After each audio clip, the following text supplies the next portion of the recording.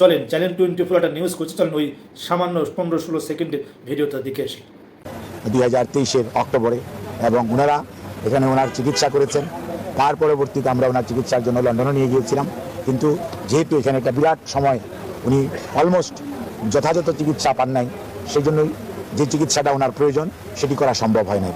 সেই জন্য ওনাকে প্রায়শই এভার কেয়ার হসপিটালে ফলো আপের জন্য যেতে হয়, জাস্ট সুস্থ থাকার জন্য। বেগম জিয়া তার নিয়মিত স্বাস্থ্য পরীক্ষার জন্য এভার কেয়ার হাসপাতালে নেওয়া হয়েছিল। আপনারা জানেন বিগত দিনে ওনাকে অনেক অসুস্থতার কারণে তেনাকে লন্ডনে নেওয়া হয়েছিল। সেখানে পর্যাপ্ত চিকিৎসা না পাওয়ায়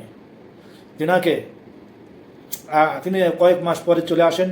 আসার পরে নিয়মিত চিকিৎসা চেক আপের জন্য আজকে এভার কেয়ার হাসপাতালে নেওয়া হয়েছিল তাকে, এবং তার নিয়মিত যেটা পরীক্ষা লিভার সিরোসিস এবং কিডনি বিভিন্ন এবং হার্ট সমস্ত কিছু নিয়মিত চেক আপ করে আবার তিনি ওনার বাসায় ফিরেছেন। এবং ডক্টর জাহিদুর রহমান তিনি বলেছেন যে এটা তার নিয়মিত চেক আপ এবং তিনি মোটামুটি সুস্থ আছেন, এবং বিগত সরকারের আমলে নির্যাতিত থাকা অবস্থায় তিনি এই স্বাস্থ্য পরীক্ষাটা নিয়মিত করতে পারেন নাই। এবং ডক্টর জাহিদ আরও বলেছেন যে ইনশাল্লাহ তিনি মোটামুটি আগের চেয়ে সুস্থ আছেন, ভালো। তো ইনশাল্লাহ আশা করা যায় ভালো থাকবে, এবং দেশনেত্রী বেগম জিয়ার তার সুস্বাস্থ্য কামনা করছি, তার আয়ু দীর্ঘায়ু কামনা করছি, এবং আল্লাহ যেন ওনাকে সুস্বাস্থ্য রাখে, এবং দেশবাসীর কাছেও দোয়া চাই। ইনশাল্লাহ সবাই দোয়া করবেন বেগম জিয়ার জন্য। উনি এমন একটা নেত্রী, তিনি অন্যায়ের কাছে কোনোদিন মাথা নত করে নাই। বেগম জিয়া এমন একটা নেত্রী, আপনারা দেখছেন বিগত সরকারের রোশানলে পরে তিনি জেলে বন্দী ছিলেন কতদিন, তারপরেও তিনি মাথা নত করেনি অন্যায়ের কাছে। এনার নামই হলো বেগম জিয়া। ইনশাল্লাহ তারেক রহমান সাহেবও অচিরে দেশে ফিরবেন। তিনি ইনশাল্লাহ বিএনপির তো বর্তমান ভারপ্রাপ্ত চেয়ারম্যান উনি, ইনশাল্লাহ তার জন্য একটু দোয়া করবেন আপনারা। আর একটা আপডেট হলো, সেটা হলো নির্বাচন কমিশনের সচিব আজকে নির্বাচনী রোডম্যাপ ঘোষণা করেছেন। এই রোডম্যাপ ঘোষণা করার পরে বিএনপি প্রতিক্রিয়া জানিয়েছে। বিএনপি যিনি আছেন আমাদের ফখরুল ইসলাম সাহেব, উনি বলেছে উনি নির্বাচনের রোডম্যাপ ঘোষণা করাতে বিএনপি খুশি।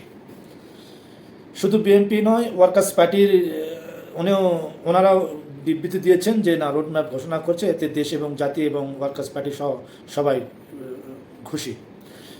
জোনায়েদ সাকিও ইনশাল্লাহ বলেছেন, তিনি রোডম্যাপকে স্বাগতম জানিয়েছেন নির্বাচন কমিশনের সচিবকে। এদিকে জামাতে ইসলামের জামাত ইসলাম যিনি সেক্রেটারি আছেন ডক্টর তাহের, উনি তীব্র প্রতিক্রিয়া জানিয়েছেন যে নির্বাচনের রোডম্যাপের সাথে সাথে যদি জুলাইয়ের সনদ এবং বিচার বিভাগ সংস্কার তিনটা করে যদি রোডম্যাপ ঘোষণা করতো, তাহলে জাতি আরও খুশি হতো। দেখেন, এই বিচার তো অবশ্যই হতে হবে, কারণ শত শত হাজার হাজার ছাত্র জনতা, রিক্সা চালক, গরিব সবাই আহত হয়েছে, খুন হয়েছে এবং অঙ্গহানি হয়েছে, এতে কোনো ভুল নাই। এটার বিচার বিএনপি সহ সব দলই চায়, এবং দেশ জাতি সবাই চায় এদের বিচার হোক। কিন্তু এই বিচার প্রক্রিয়াটা লম্বা, এটা অত তাড়াতাড়ি করা যায় না, কারণ এর সাক্ষী, সাবুত, ডকুমেন্টস অনেক কিছু লাগে। আপনারা যদি এই বিচার বিভাগ স্বাধীনতা না দেয়, তাহলে এই বিচারগুলো সুষ্ঠুভাবে হবে না। আর সংস্কার অবশ্যই করতে হবে, কারণ বিগত সরকারের অনেকেই আছে পথে, অনেকে আবার নাই, অনেকে আবার দেশ ছাড়িয়ে পেলাছে। তো এদেরকে সংস্কার অবশ্যই করতে হবে, সেটারও সময়ের প্রয়োজন। আবার জুলাই সনদ অবশ্যই দরকার, কারণ জুলাই গণ অভ্যর্থন না ঘটালে বিগত সরকারকে হেটানো যেত না। অবশ্যই ছাত্র জনতা এবং বিশেষ করে নাহিদ ইসলাম, সার্জিস আলম এবং আবদুল্লাহ উনি আছেন, এরা কয়েকজন 4-5 জন ছেলে, তারপরে আসেন হচ্ছে আমাদের যিনি এখন বর্তমানে উপদেষ্টা আছেন আসিফ, এদের অবদান আছে। এদের অবদান কোনোদিন অস্বীকার করা যাবে না, এদের অবদান আমরা স্বীকার করি। তবে বিচার এগুলো লম্বা একটা সময়ের প্রয়োজন আছে।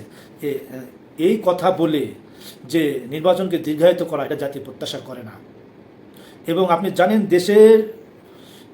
দেশকে চালাতে হলে একটা নির্বাচিত সরকার লাগে। এবং পিআর পদ্ধতি ছাড়া নাকি নির্বাচন হতে দিবে না জামাতে ইসলাম। ডক্টর জাহিদুর রহমান যিনি আছেন সাংবাদিক, উনি একটা বিশ্লেষণ করেছেন যে মুহূর্তে যদি ভোট হয় আওয়ামী লীগ পাবে 50টা সিট, জামাত পাবে 15টা। এই কথার পরিপ্রেক্ষিতে আমি কথাগুলো কিছু বলতে চাই যে ছোট ছোট যে দলগুলো আছে তাদের সাথে জামাতের যে একটা বা দলগতভাবে নির্বাচন করবে জামাতের প্রতীক না, এটা হবে না। এটা আমি আগের ভিডিওতে বলেছি। তো জামাত ইসলাম চাইতেছে পিআর পদ্ধতি। ভাই, পিআর পদ্ধতির সাথে দেশের মানুষ জনগণ পরিচিত না, এটা কোনো দলই মেনে নেবে না, শুধু বিএনপি না, কোনো দলই এটা মেনে নেবে না। এবং তারপরে এটা তো গেলই, তারপরে আমাদের চরমনায় পীর সাহেব ফয়জুল করিম, উনি কি বলমরে ভাই এনার ব্যাপারে, আপনারা তো দেখছেন সোশ্যাল মিডিয়াতে, ইনি মন্তব্য করেছেন যে বিএনপি আওয়ামী লীগ নাকি মুদ্রায় এপিট ওপিট। আপনি সামান্য ক্ষমতার লোভে আপনি বিএনপি আর আওয়ামী লীগকে মুদ্রার এপিট ওপিট বলে দিলেন।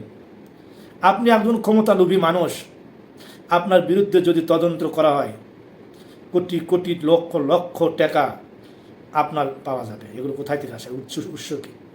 কে যেন বলেছিল, একটা ভিডিওতে দেখছিলাম যে ওনার বাসভবন, ওনার বাসা মাদ্রাসা চেক করা হয়, কাঁড়ি কাঁড়ি বস্তার টাকা মিলবে।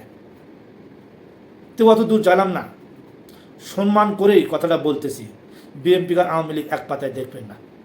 শহীদ জিয়ার আদর্শ বিএনপি চলে, শহীদ জিয়ার আদর্শ মেনে যারা বিএনপি করে তারা শহীদ জিয়ার আদর্শ মেনেই করে। তো আওয়ামী লীগের সাথে মুদ্রায় এপিট ওপিট বলা, এটা আমার মনে হয় যৌক্তিকতা নেই। এটা কতটা যৌক্তিক আপনাদের কাছে ছেড়ে দিলাম, আপনার কমেন্টের মধ্যে জানাবেন, ঠিক আছে? তো ভিডিওটা অনেক লম্বা হয়ে যাইতেছে ভাই, বেশি আর বলবো না, এতটুকুই। ইনশাল্লাহ দেখা হবে নেক্সট ভিডিওতে। যারা এখনও পর্যন্ত আমার চ্যানেলটা সাবস্ক্রাইব করেননি, প্লিজ আমার চ্যানেলটা একটু সাবস্ক্রাইব করবেন। আপনাদের ভালোবাসায় এগিয়ে যেতে চাই, নতুন নতুন আপডেট পেতে বেল আইকনটা প্রেস করে দেবেন। ইনশাল্লাহ ভিডিও ছাড়ার মাত্র আপনারা পেয়ে যাবেন। ধন্যবাদ সবাইকে।